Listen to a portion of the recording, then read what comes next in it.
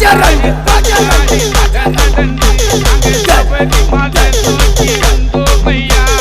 ஜெய் ஸ்ரீராம்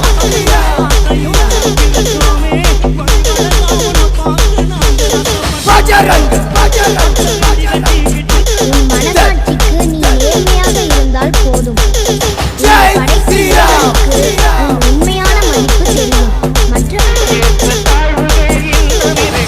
மனிதரின் மனதிலே அதை மாற்றி நீயும் ஒளி காட்டிட வேணும்.